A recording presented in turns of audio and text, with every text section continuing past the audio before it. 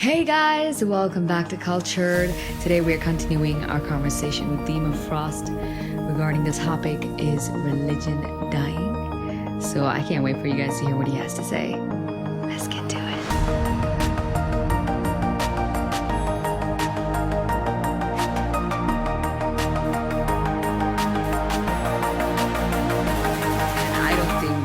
That would ever die out. Personally, for me, I don't.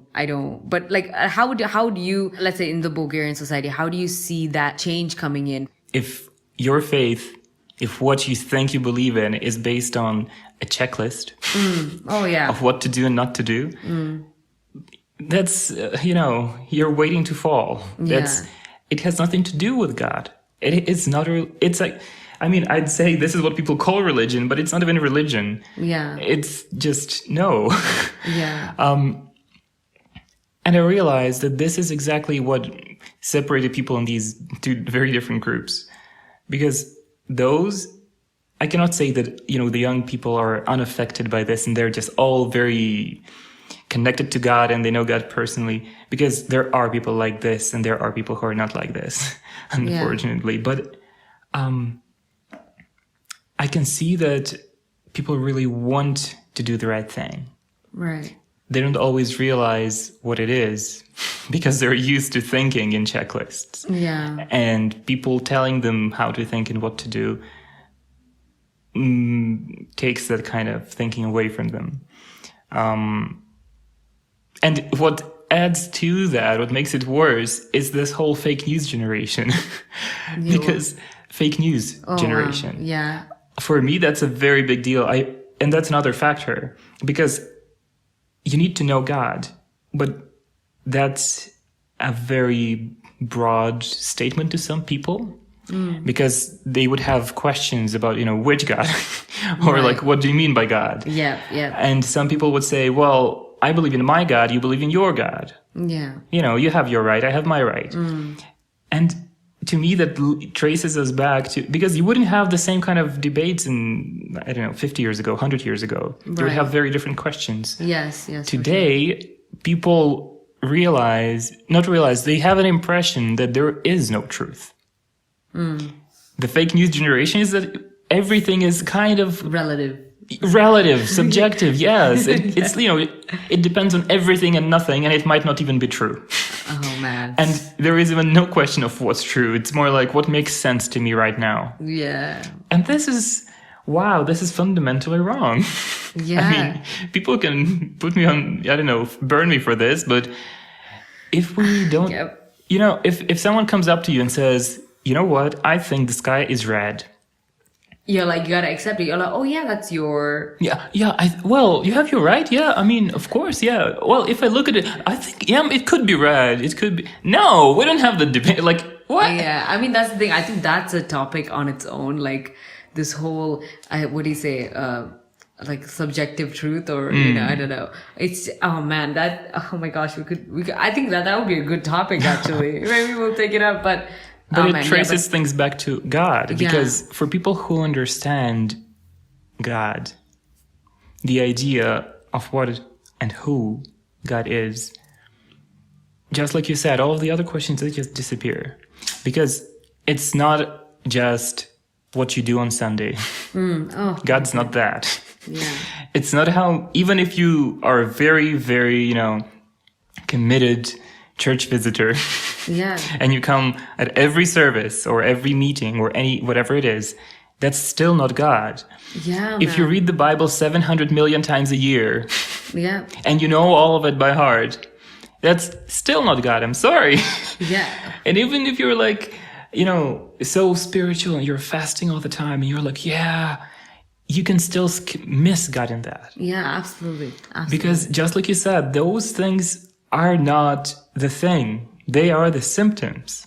Absolutely. When you do know God, when you are connected with God, when your heart is in the right place, when your definition of truth is God, then things are, the direction reverses. You start doing those things because not someone told you or you read that you have to do this. You become completely free. and you decide to do it and you want to do it and it comes naturally. Yeah. You cannot fake it till you make it, actually, I think. I mean, you can try to, and maybe sometimes God will use it. Yeah, just because you're committing to it. Yes. Yeah, of course. Yeah, of course. Yeah. So God won't let that go to waste. But it will only happen if you have the connection. If you don't have the connection, it doesn't matter what you call it. Yeah, that's the thing. I mean, I absolutely, I think that is the core issue, because I like I said it again, like I understand the younger generation now, why they are, because it is a heart issue. It is not like that's what I feel like nowadays I'm coming down to. Everything is a heart issue. They're like, they can't identify anything with what is being taught, and but I keep going back to what Jesus taught, and how it's like, I was telling my brother the other day, I was like, it's so simple, but it's not easy. It's so, in the gospel, it's just everything that when Jesus came on earth, when he preached it, it pretty much answers all those things that possibly every person who is like, these religious questions that I have, why does these things, but with the way Jesus put it, everything just falls into place, and I think that's I feel that's what's lacking. We don't really see what it is that is being taught about God. We are more about what the society is teaching about God, more like, it's all about things being put into boxes, and people will get frustrated because how can you put God in a box? That completely shatters who and God when you is, realize it's a box, how can you live by that box and within it for your whole life? I mean, that's not sensible. Oh man. But to kind of just go into how do you see maybe a change coming in regarding on how youth perceive religion? Now we're on the topic of Christianity, obviously. So how do you see, let's say Bulgarian youth, or the youth around you, from that concept of it's just all about rules, what is it? Is there something we can do, or I don't know? I think the answer isn't very easy. I mean, yeah, for sure. Actually, it's just like you said. It's easy, but it's not. It's simple, but not easy. Easy, exactly. Yeah. And the simple part is start from square one. Start from ourselves. Yeah. If you are a part of a church or a community, look at what you say every day, right. how you describe your relationship with God, and what are you picking on in your life and lives of other people? Mm-hmm. Because if we are like Pharisees, they actually thought everything they do is for God. Yeah.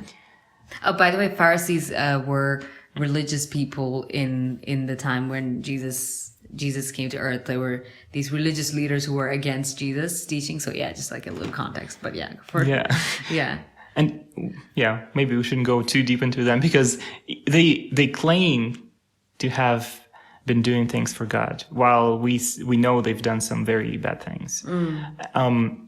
So if we're like them, we say, I'm doing this for God, but you know what? First, you have to cut your, I don't know, you cannot dye your hair. Yeah, right. You cannot have that. That's unworthy of a Christian. Where did you find that in the Bible? How does it have to do anything with knowing God?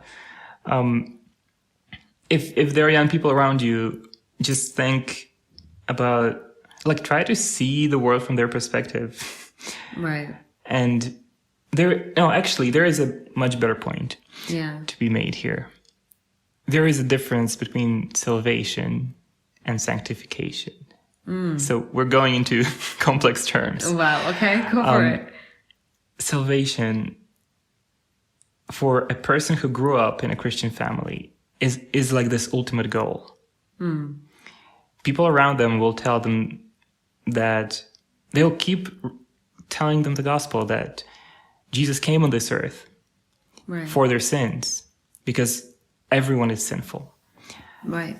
And they explain how this is so beautiful and how this is this point, understanding that will change their life.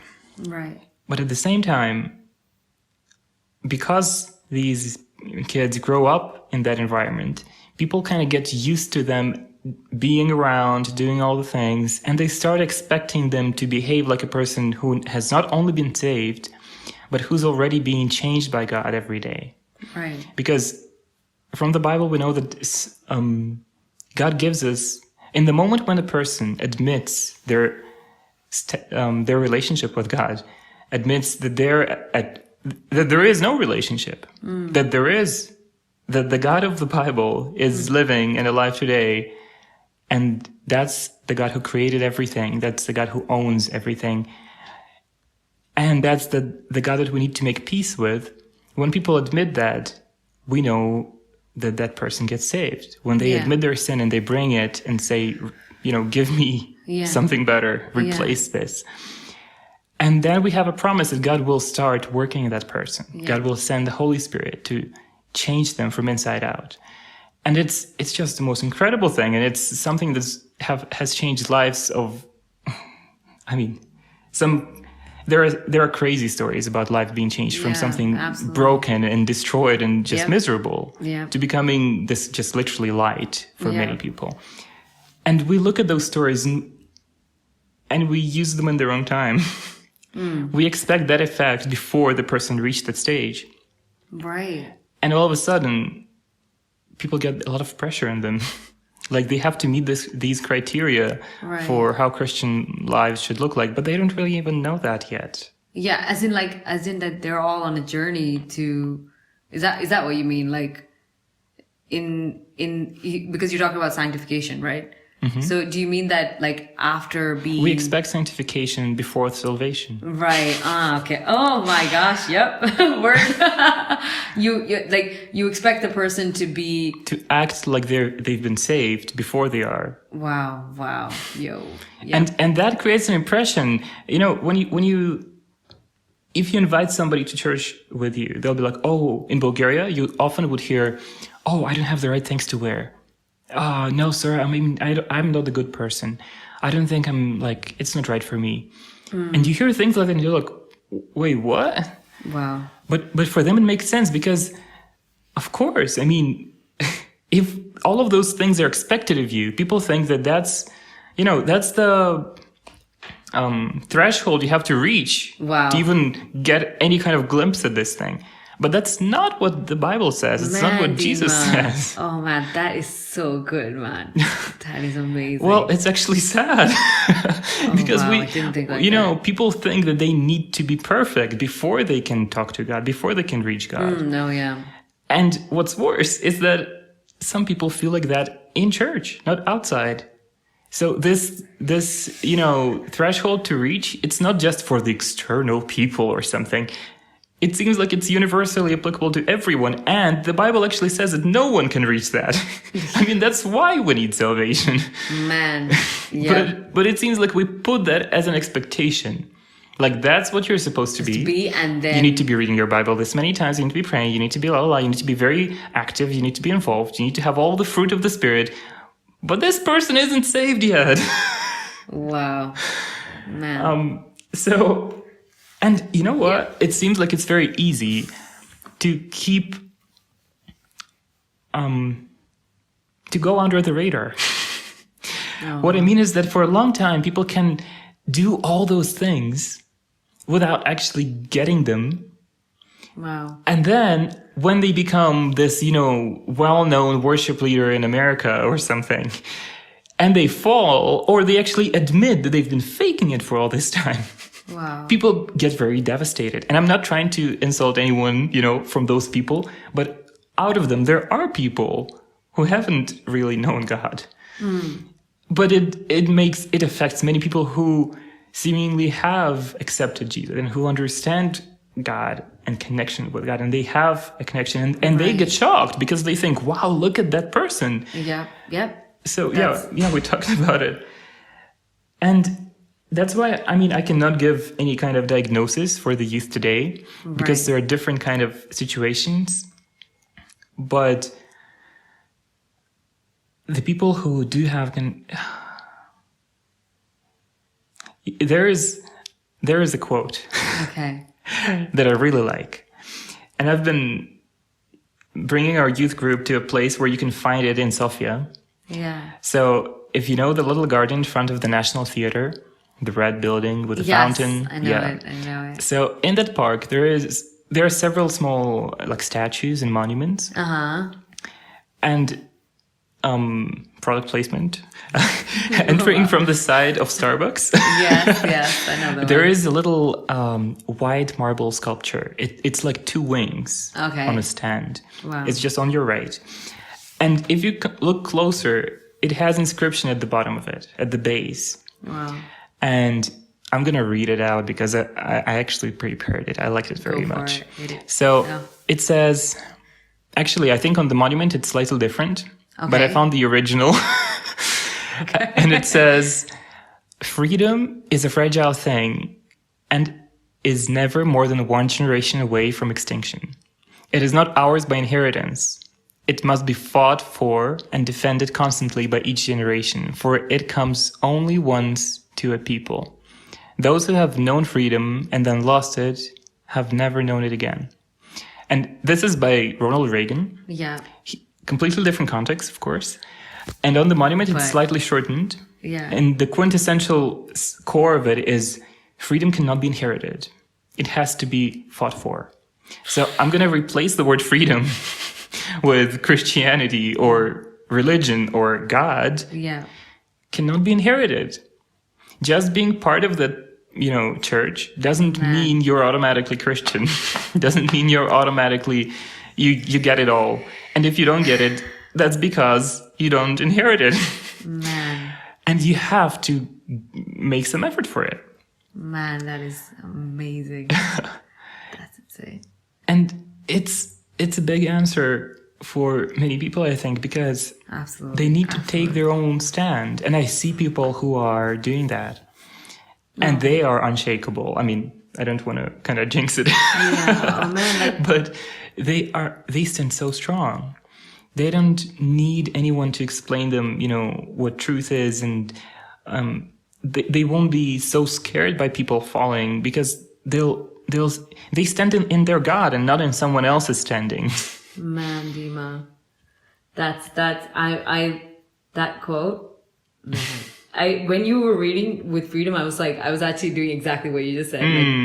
Replace that with Christianity or oh man, I think you pretty much that's it.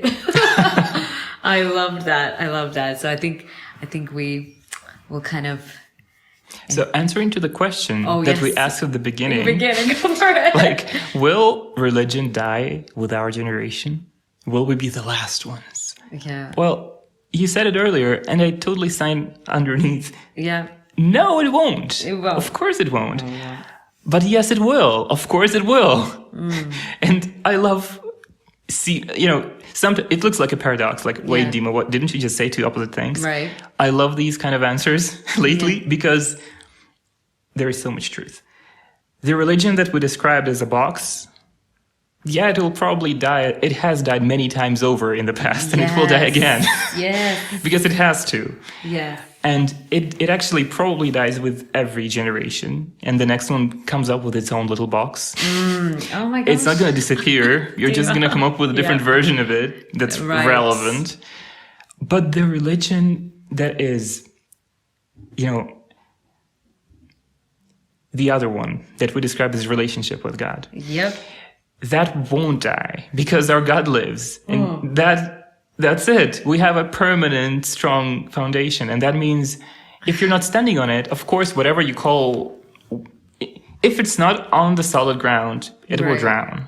If it is, then whatever you call it and whatever people say, and even if everyone turns around against it, it's standing on the only solid foundation.